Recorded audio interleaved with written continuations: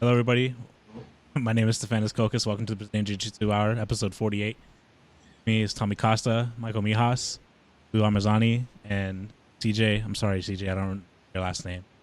Carmichael Judge is my full name. Carmichael Judge is his full name, and he runs Jiu-Jitsu Engineers. Lou Armazzani is a black belt. He teaches around here in Pittsburgh. So we've heard people wanting another show, so we're doing another one tonight, 4 days later. So I want everybody just tell us what you've been doing these past few days. Hello, everybody. My name is Stefanis. Whoever's on that, mute that. Our episode 48. Me is Tommy Costa, Michael Mijas, Lou Armazzani. Who wants to? Tommy, go ahead. These past couple of days, I've been just making sure everything's taken care of at the gym. We had a couple of guys fighting this weekend, and I promoted actually my first green belt kid student to. So that was pretty exciting. I was super pumped about that. Hold on a second. Who has the stream up? Someone has their volume too loud in the background. Are we all right? Are we all right now? Yeah, I don't know. I think that was me. My bad. Yeah, you have to mute that. I mean, Tom, you have to see yourself at the same time. This guy. It's like when you call the radio and he they're like, cannot get enough of himself. Down. Turn your radio down.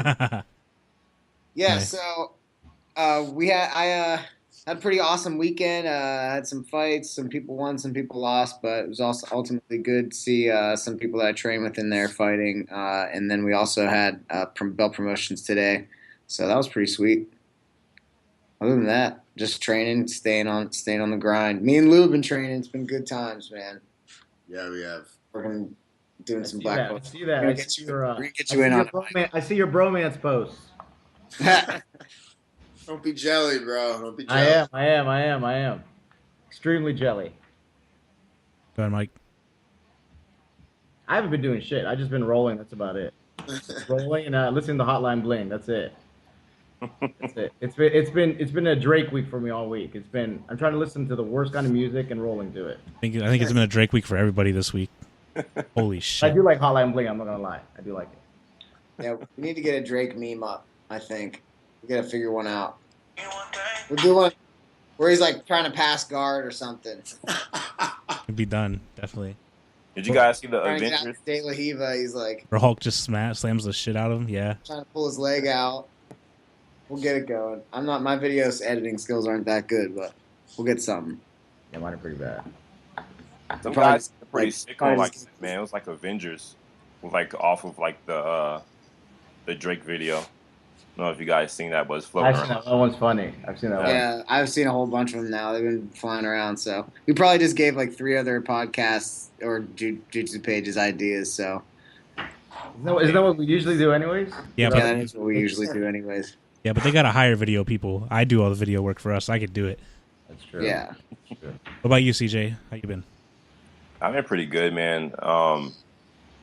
For me, I mean, as far as past couple of days, man, just been buried in the books, mostly studying and stuff like that. I mean, that takes up a lot of my free time. Like we've been yesterday, we usually have like open mats like on Saturday, but our gym had like a little thing for the kids, for like Halloween and stuff like that, So just been grinding at home, Who? Good weekend. We had the Sonny Achilles tournament this weekend. We had some guys compete. Had a lot of guys medal. We had the fights last night. That was a blast. Tommy and I went. Everybody was there. Everybody, I think, that we wanted to win won just about, except maybe one guy. Good time last night. That's about it, man. Just training. A lot of training. Train a lot around the mats every day, a couple times a day. Like Tommy said before, we've been getting it in. We've been working our jiu-jitsu secrets together. Absolutely. Jiu-jitsu secret. Yeah, Mike, we'll get you in. Actually, Isaac Greeley was he was sweating us last night. He was bummed we didn't invite him. So but we'll get it going. So we got a new sponsor for the show. CJ contacted us actually, and he was like a fan of the page, and he really liked some of the stuff we were doing, and obviously we like what we're doing, so I think we're gonna get along. But he runs a company called Jiu-Jitsu Engineers. So CJ, can you tell us a little bit more about your brand? Maybe give us your background, your jiu-jitsu background, where you train, what you do outside of the gym, and then we can get into your brand. But let's hear a little bit about you. What's your background? All right, cool. For starters, I'm prior military, Air Force. Got out in 2012, a little over 5 years. So I got introduced to jiu-jitsu actually on base over there, a couple of guys, and that was like early 2009. Um, I wrestled a little bit at high school, so I was like, I'd be all right. Started training those guys. Guys spanked me silly. It was ridiculous. So that was like my first experience with the jiu-jitsu. Um, so right along when I first started training jiu-jitsu, like in the gym, just kind of like BSing around, I got introduced to very traditional karate. It was actually like a combination art called Nisei Bujutsu that combined karate, judo, and aikido. So started doing that, but I just got more interested like in Brazilian Jiu-Jitsu and stuff like that. I got introduced into Team Cavalcante under Carlson Gracie, um, Ricardo Cavalcante, actually. So I got introduced to that team like a little bit later that year. So I've just been training since then. I'm a purple belt. Um, and then I trained the judo and karate for 5 years, which in that art I got up to blue belt with a black insert, which it's pretty different. Those belt systems are pretty different than Brazilian Jiu-Jitsu, so it's pretty high up there. Um, So what kind of got you what kind of got you started? Or is it you? Do you have partners? Do you guys what kind of got you guys into this jiu-jitsu brand? Tell us a little bit more about the jiu-jitsu engineers and like what the motivation or the inspiration behind it is. well, it's just me. Um, Man, it's crazy because I'm not sure how many people out there really believe like in like divine like inspiration and stuff like that. But man, before I released it for everybody to see, I was working on everything for like a year and a half. I had like a phone full of like chock full of ideas, like drawing like concepts and stuff like that. And I always would just see how a lot of these clothing companies, they would just come and go.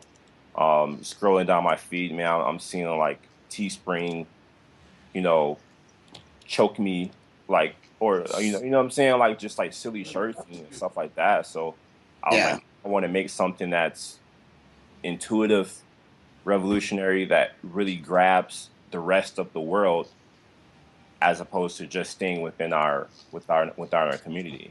So I'm in school for electrical engineering right now. Um, and I was like, well, I just want to combine the two. I think that the intellectual side of training and stuff like that should be more addressed. The intellectual side of combat. So I decided, I was going to develop a brand and try to put my ideas out there, man, and just connect with some pretty cool people. Now you guys have your websites up. What do you guys have going on your website now? If somebody were to jump on there and wanted to pick something up. Um, right now I have two V-necks, one red, one black. The black one is actually pretty interesting. Is which one I'm wearing right now. It's actually a design. It's kind of a concept that I'm doing for my company. Is I'm working with several other like artists, and actually artists who are relatively unknown. That's kind of like my thing. Um, so just collabing like on design. Since it's one design that we collabed on. Nope. Um, Where are you guys based out of? Las Vegas, Nevada, actually. Good Uh, spot. then I have, I mean, the red one is pretty basic. Just a Jiu-Jitsu engineering logo on that one. The biggest thing that I try to tell people is that is I think a lot of more impact needs to go into like the quality of the shirt. I will never just like get a design, throw it on a shirt, and just send it out. You know what I mean? Like everything is Yeah. like so detailed. So with this shirt, like it's so comfortable. It's not like that Gildan one where it's all thick. You wash it, you know what I mean. You can't really wear it Yeah. and stuff like that. Like the So gym shirts everyone buys. yeah, just a gym shirt. So it's kind of like going with the flow of my company, man. Like you could wear these shirts like wherever. It's like one of the shirts that's like comfortable. You can wear, you know what I'm saying? You just have to wear it just going back and forth to the gym. So that's the type of feel that they have. And then the other way, just like a patch, you know, just it's pretty much just to get going. So what's in the future for you guys? We have a few other. I work with actually two other artists on a few other designs. Kind of want to introduce that whole theme about not just making something about jiu-jitsu, but also something that the rest of the world can buy. It's sort of like surfing. There's a lot of people who wear, you know, surfing Yeah. clothing, but they don't surf at all. So I think that's kind of where the evolution of jiu-jitsu brands should go. There's several other brands who kind of did it, but not to the point where I feel where it should be. So now we have some pretty cool apparel that's not not that not used as much, like say like hoodie, like sweatshirts, like fleeces and stuff like that. We don't see too many fleeces. Um, so I'm coming out with a pretty cool fleece, in the near future. So CJ, Awesome. CJ, would you take like the show your role marketing scheme where you'll just release a limited amount of stuff there and here? Would you do something um, like that? Would you just to get the mystique going? well, I mean that's a good question. And it's all my hats off to Show Roll. Man, I love them. However, the only reason why mine would be limited is because either I make it myself because I have made shirts myself, and I'll put them out, give it to like a few of the guys I got sponsored. But me personally, for my company, I don't plan on doing that limited batch. See if you can grab it within the few seconds it's put out and stuff like that. I want it. I want the availability so everybody could wear it. What if we want that exclusive jiu-jitsu T-shirt that matches my sneakers that nobody else has, though? Yep. um, what's interesting? I had one person contact me about a kid's shirt, for her kid. I know if you guys seen like the Rubik's Cube design that I have. Yeah. That's Yeah, not yeah, we Oh, like man, that. that's sweet. Yeah, that's not available to everybody. Because I custom make that myself. So that's handmade. Um, so she hit me up. She was like, well, I don't normally do kids shirt at the moment, but I will make your son, you know, a shirt. So I made that, for her son and stuff like that. So that's kind of thing I do with certain designs. It depends on the person, depends on the sponsor athlete, and it just depends on, what I'm saying, what my availability is. So that's part of like a concept that I call like one of one. So that shirt, only that person will have that shirt. CJ, have you worked on any Sweet gi shirt. designs yet? I'm sorry? Have you worked on any gi designs? Not yet. Not yet. That's the other thing I was telling other guys. Like I'm 100% self-funded. So you, with a few other companies, you deal with guys that have their company. They have so many other people's money in there that other people try to dictate. Like what they do. So I'm fully self-funded, and pretty much everything I put out, is at the availability of my expense. So I'm slowly building my company, day by day. Yeah, and that's I think that's why it's gonna be a good team up because we're sort of the same way. We built this thing up from pretty small. I mean, it's still every single day building slowly. So um, that'll be good. So what? Real quick. So what's your website? You guys have Instagrams. What's your social media stuff? All right, so we have the website www.jujitsuengineers.com. Same thing under Facebook. Instagram is jujitsu_engineers. Why don't you let's go look at that shirt you're wearing.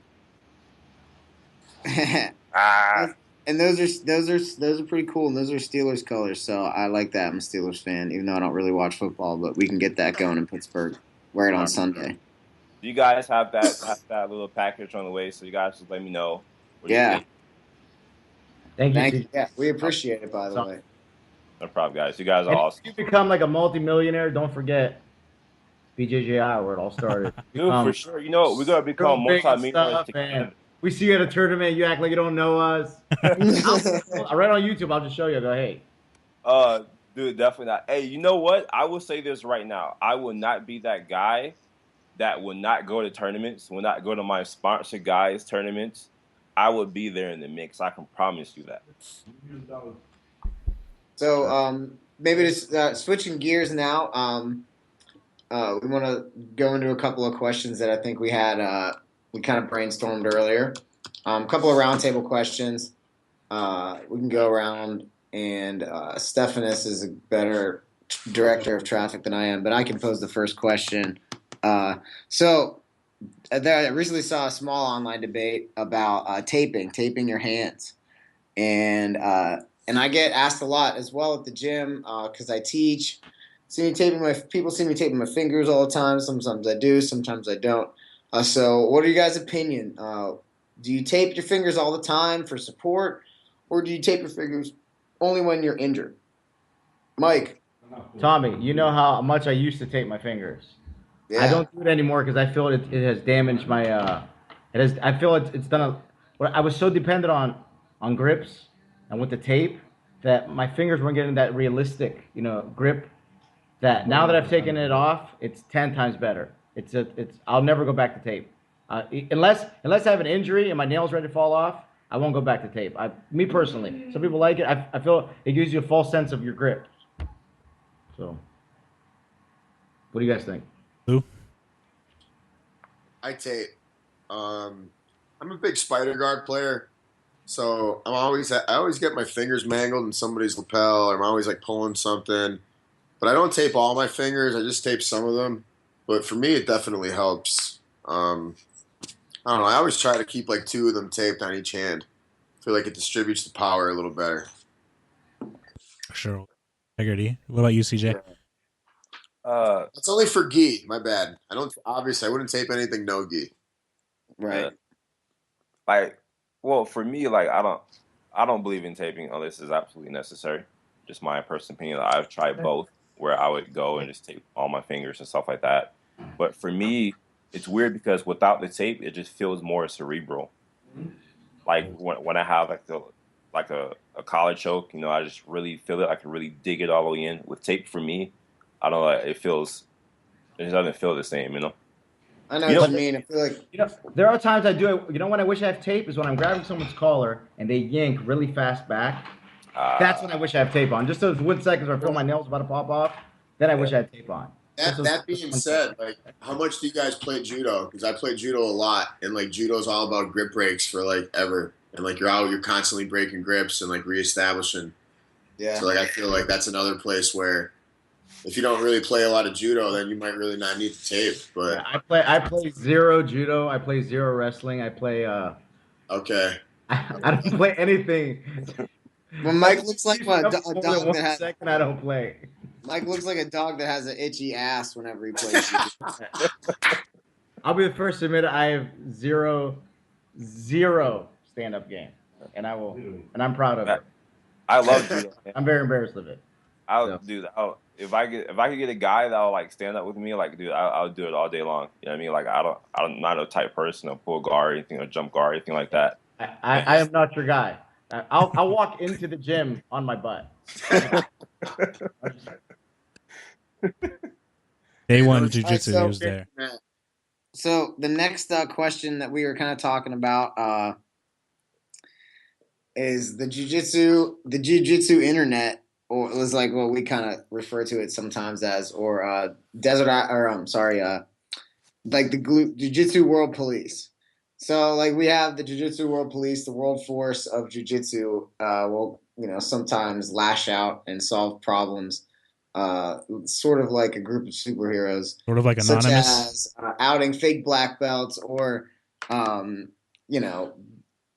a big stir about online learning or something like that. So we want to know from you guys, what do you think the next thing is that the eye of the jiu-jitsu world police is going to be focused on? What's going to get the next burn on the internet? Transgender black belts. Oh my god! I had to go there. It's already totally a thing. I'm pretty sure in Brazil. And Oh man. Or Thailand. Show's over. Good night, everybody. Good week. It's offended everybody at once. I think that's good. I think we can move on from that one. I think the so community is too divided to really go after somebody for. Besides the online learning and the fake black belt thing, like there's too much variation in what people like. You know, guard pull versus takedown, point style versus submission only and stuff like. Tommy, you had another question?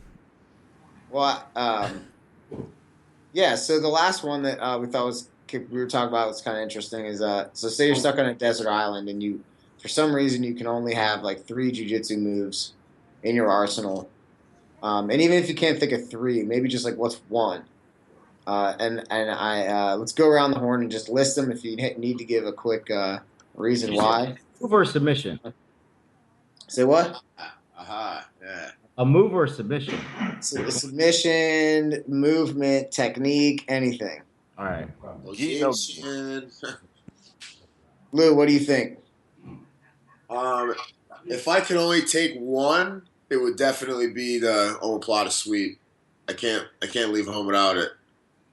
But I mean, if I could take more, I would definitely be, attacking the back with Berimbolo and looking for a bow and arrow choke. On Desert Island, now guys, I didn't clarify. We don't have gi on Desert Island. It's only no. So you didn't lay down the Desert Island ground rules correctly, Tom. It's only no gi, guys. This is Desert Island. We're in like no gi. You're starving. It's hot as hell, so you wouldn't wear a gi anyways. Yeah, we're in like leaves. We're wearing like leaves and. For me, I think stand up and base, just classics, pushing away, standing up, is the number one technique of all time for me. Get myself out of bad spots. I'm a small guy. That's my favorite move for sure. And then I guess to tie into it, I'd probably just do like a snap down or something from the feet. Because if I'm going to stand up, I got to have another move. So I'd probably work a snap down and then like a guillotine from the front. Those would be my 3 moves. And I just practice them over and over again. For you, CJ? Rear neck and choke, definitely, all day long. Man, this is tough. Dude, butterfly sweep for sure. Yeah, that's a good one. I would think that's definitely key. You're talking about zombies. Yeah, you can use that against like wild animals and stuff too. I'd be interested to see like ask a bunch of red belts their top 3 techniques, put it into a book, and have that be like your curriculum for a whole year. Have it just be like 20 moves to figure out what they are. But then you have to differentiate between, is it self-defense moves or is it sport? I don't know.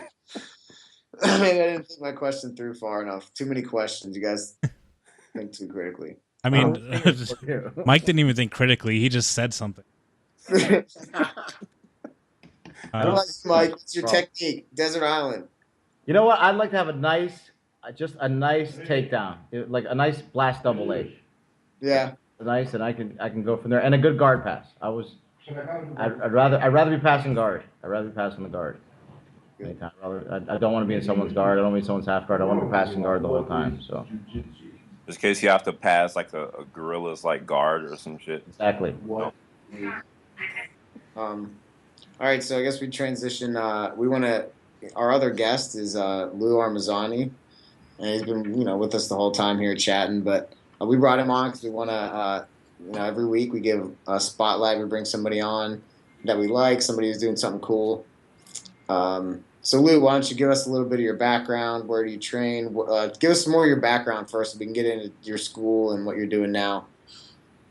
Okay, so going back started jiu-jitsu about 11 years ago, training it in at Gracie Nepa in Scranton. Since then, it's kind of been a little bit of a wild ride. When I was an amateur MMA fighter, I signed with Lionheart. That's where I moved to State College, and I was a part of a camp with Phil Davis, Paul Bradley, Jimmy Hedges, a bunch of big time guys. And from there, I was under Jeff Rockwell and a part of the De La Hiva Association with Tony Passos and um, Ricardo De La Hiva. So after Lionheart disbanded, fast forwarding a little bit, I was a pro. I was 3-1. I took a fight, got injured, had to have reconstructive surgery on my shoulder. Kind of hung up the gloves from there, and then that's when I got with Jason Ratchford, who owns Pride Lands Brazilian Jiu-Jitsu Academy. He's a first-degree black belt in Jiu-Jitsu and Judo, and he took me under his wing from there. Hooked up with Team Jakal, and I've been with them since. I'm a purple belt, got my black belt last December. Moved to Pittsburgh, opened up a gym. All right, so what's your gym called? Where do you tell us about your gym? So my gym is Pride Lands Pittsburgh Brazilian Jiu-Jitsu Academy. It is in Monaca, Pennsylvania, which is Beaver County. It's about 10 miles west of the Pittsburgh International Airport on 376. Nice. But how'd you come up with that name, Pride Lands? What was the inspiration behind that? That was, like I said, that was my coach, Jason Ratchford's. That's what we called the gym back in 2009 when we started, like the original one. So it was kind of like a deal with, Lions and Pride, and back there was like some turf wars with jiu-jitsu. It was kind of old school. There's like a lot of jiu-jitsu schools in that town back there. So, we were just some guys who took pride in our training and our jiu-jitsu, and pretty much, I don't know, it was just called Pride Lands. That was it. I rolled up at I was working at State College. It was 9 years ago. And I stopped in there a couple of times and rolled at what was it, what was it? Lionheart, yeah. Yeah. There was a short, it was a Brazilian coach at the time. He was real short. Diego. I think that. Yeah, we had this dude, his name's Diego Coloma. He was one of our instructors for like 3 months. He's actually he's a Leo Vieira black belt, like from Brazil, trained with that checkmat. Rio Heroes 155-pound MMA champion. That's the bare knuckle MMA promotion down in Brazil. Awesome dude. He's actually in Dublin, Ireland now. He runs Checkmat Ireland, but he's a good dude. He actually lived with us. Now Tommy and Lou, you guys are both Italian, correct? Yes. 100%, man. 100%. You speak Italian? What's that? You speak Italian? Zero. I speak zero Italian. Zilch. All right, you guys have to get on some Rosetta Stone. I'm still trying to get Stefanis to learn better Greek. I got to get him on some. First time I met Mike, he started speaking Greek to me. I'm like, I don't understand. Yeah. You got to know Greek. But... Like, relax. No. Oh. Tommy. So guys, a couple of other announcements. Well, actually, I was just kind of flipping through some news. I read like a bunch of different websites. If you guys, so coming up November, yes, okay, so this is coming up November 1st. Travis Stevens, if you don't know who he is, he's a black belt judo, black belt in Brazilian Jiu-Jitsu. He's got gold medalist in the Pan American Games in Rio and in Toronto.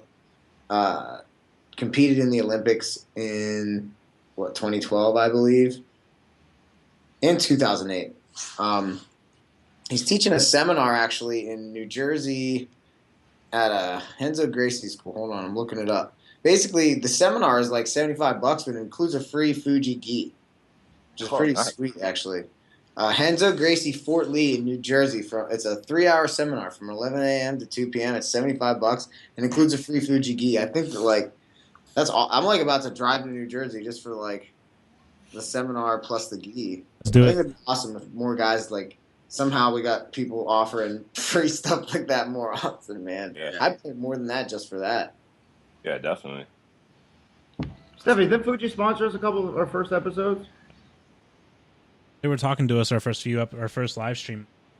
That's what I thought. That was all Cody. That was Cody's though. You gotta ask him about. That's right. That's Cody's connection. They couldn't Cody's take in Hawaii right now. What's up? Is Cody on his? What is Cody's it? in Hawaii doing 1-year anniversary? Is that what it is? second honeymoon. He's a doctor. He can do whatever he wants. That's we can do it. Yeah, he can do whatever. Hey, so I got a question. Is Travis Steven banned from competing in jiu-jitsu?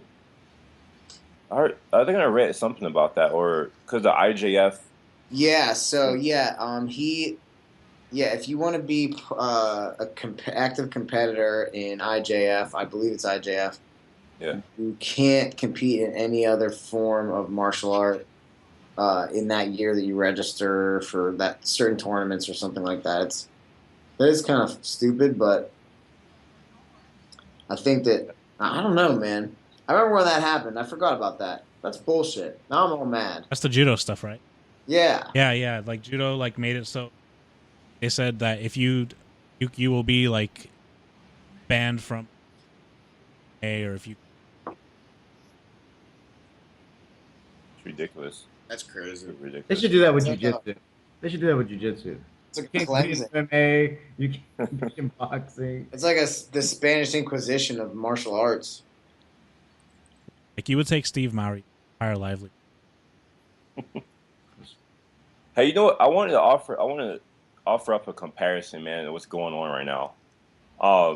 The sport jiu-jitsu versus the combative side of it.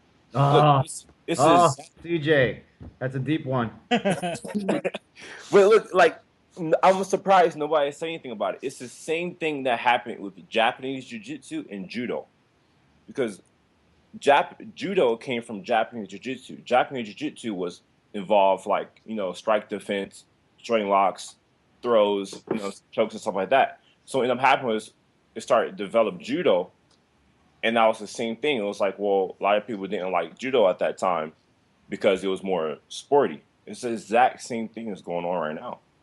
It's that split that's happening,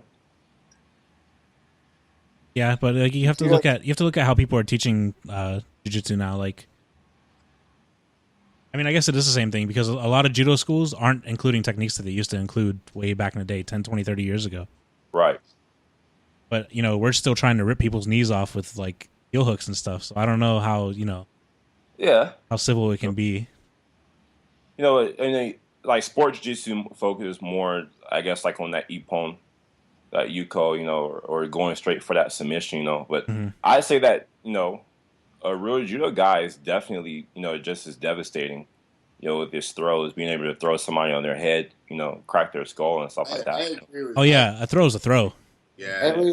Every bad injury I've ever had from training has been from takedowns. I've dislocated my elbow. I've dislocated my shoulder, torn my rotator cuff, all from throws. A guy who's good at judo is hard to beat in tournament and especially in mixed martial arts. Like the good judo players transition to MMA and they usually like strong arm everybody. Yeah. You can't take them down. If you clinch with them, you're probably going to go for a ride. Yeah, the grips are ridiculous. And their top game when they hit the mat is usually really good too. Yeah. Just like that one judo guy. Anyone that has a judo background. Yeah. Judo guys always have that case of gatami that's just nightmare. It's just It's just nightmare. You seen that video of that one judo guy who entered a jiu-jitsu tournament and he was another guy's guard. He choked him out with Ezekiel. That is one of the most famous videos. They've been playing that video is actually so old, but it keeps resurfacing like it's a new video. Yeah. It keeps resurfing. It's and most judo guys that I roll with, new judo guys like a blue belt in judo, they will go for that cross collar choke from in your guard. They all seem to attempt the same choke. I remember. They're actually successful with it. It's pretty. It's on point.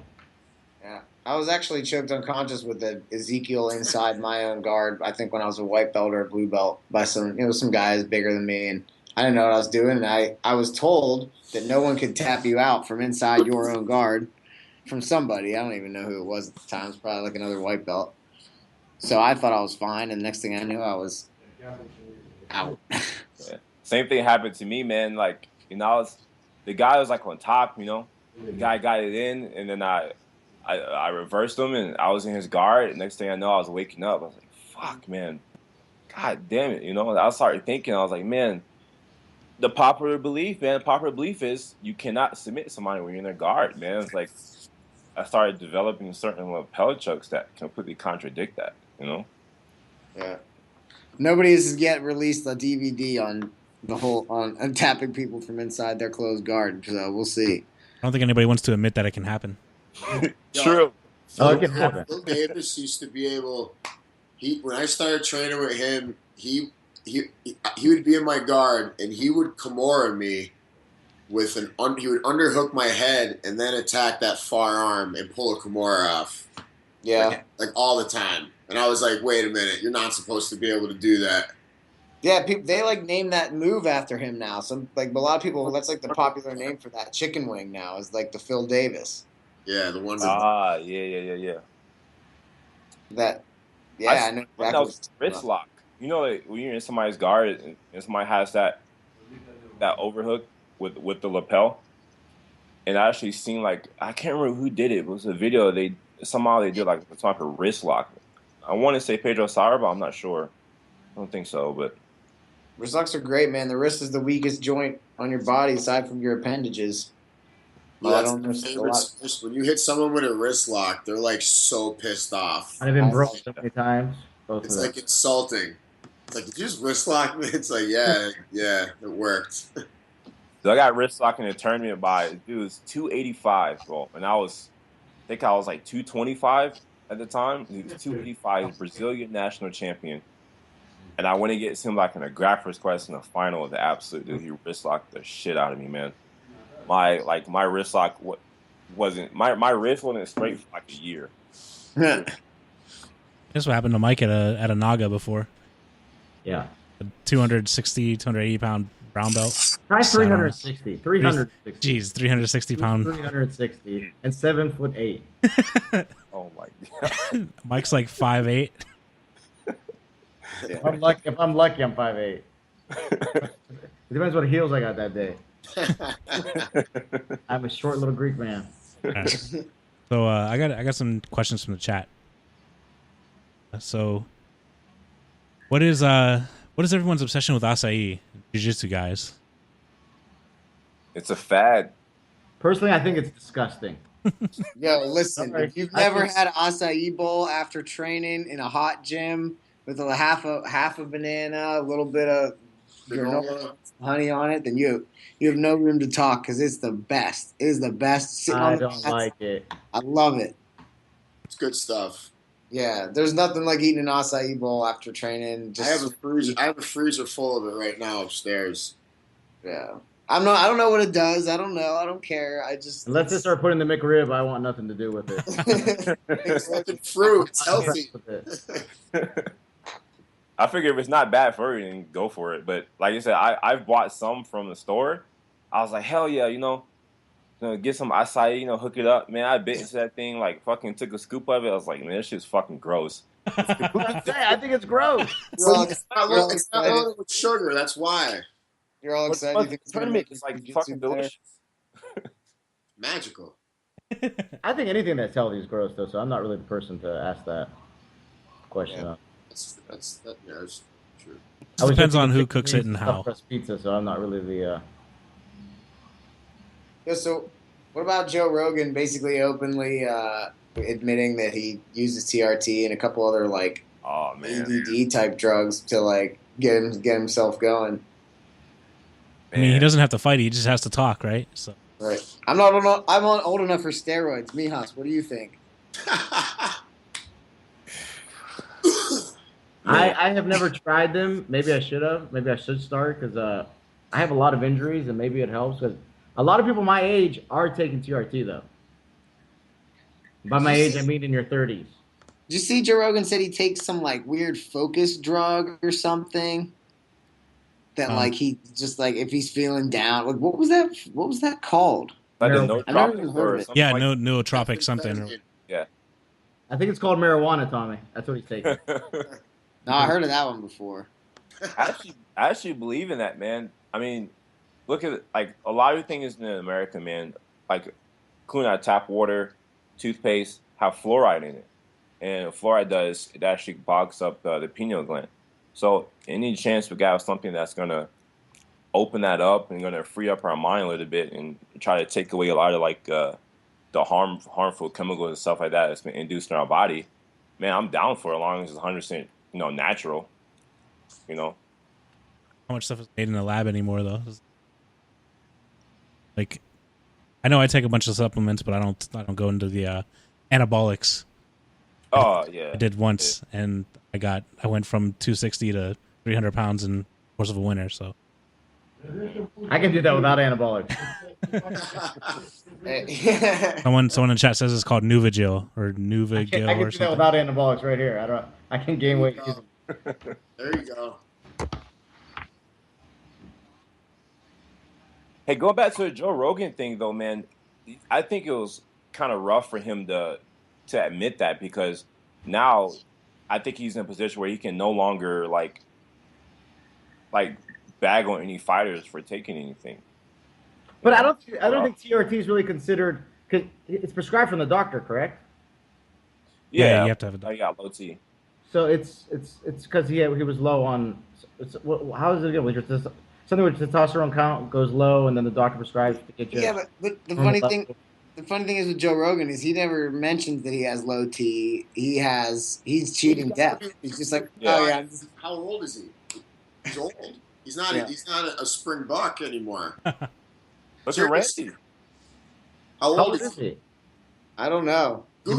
He's probably like 75. Probably like at least 50, right? Yeah. He's big. He looks like a big sweaty testicle on television. Someone in the chat said that the thing was Nuvigil, and it was developed as an anti-narcoleptic, but as a non-stimulant alternative to at. Thank you, James McCollum, for that. Now, like half the jiu-jitsu internet is Googling this drug, trying to get their hands on. Yeah. I'm going to need it tomorrow. I heard of a few guys taking that in college. There was one guy who, where was he going? I can't remember where he was going. I think he was going to Berkeley.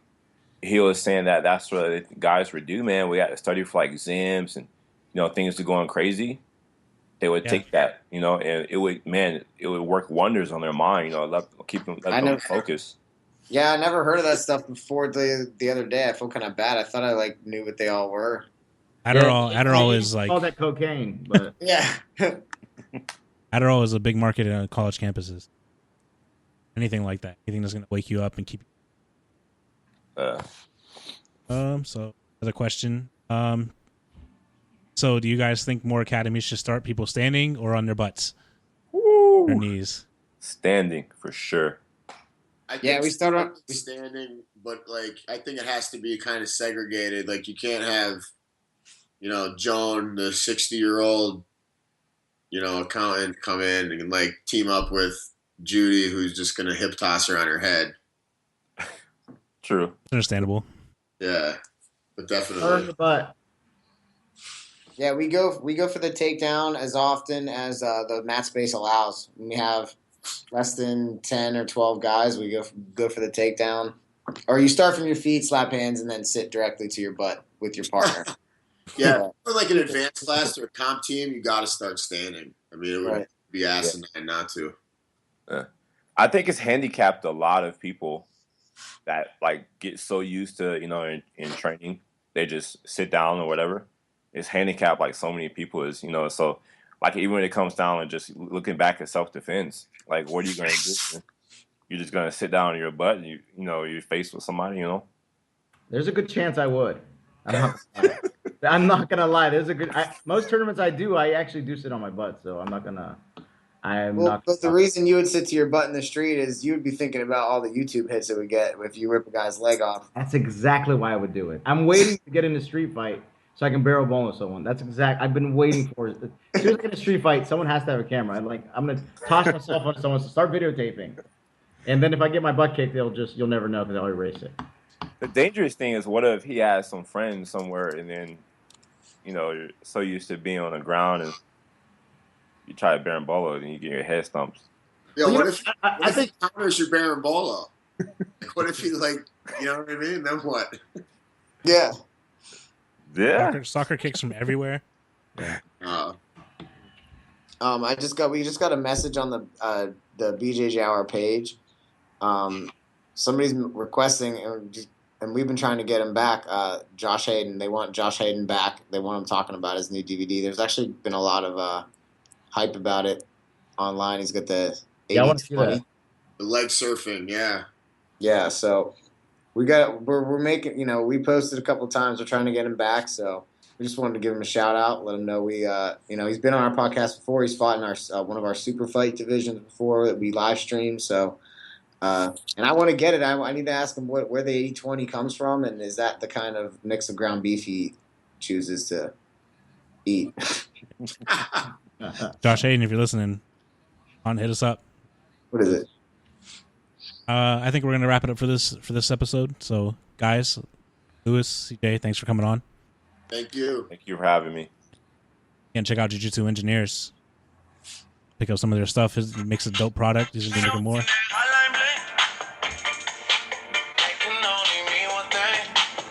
And that would have been better in like 2 more minutes. I'm sorry. So, subscribe to our YouTube, BJJ Hour on YouTube. Support us on Patreon if you will, like helping us out. Patreon.com/the BJJ Hour. Follow us on Instagram, on Twitter, like the Facebook page, share it with your friends. And subscribe to us on iTunes and Stitcher. I started updating all that, so I got all the back episodes up. Keep tuning in. Are we on Grindr yet? We're not on Grindr. We're not. Hey guys, I just want to give one more shout out. Thank you. And come check out my academy, Pride Lands Pittsburgh, Brazilian Jiu-Jitsu Academy, Monaca, Pennsylvania. Yeah. Do you have a website, Lou? Yeah, I got a website, Instagram, Twitter, Facebook. I'm Lou on those. CJ, what about you? What's the website, the socials, everything? For Jiu-Jitsu Engineers, www.jiujitsuengineers.com. Facebook is under the same thing. And then Instagram is jiu-jitsu_engineers. Also, if you are in Vegas, come visit Crossing Gracie, Las Vegas. It's Ricardo Cavalcanti Training Center. All right, guys. Well, we're going to say good night, good week. Since I left the city, you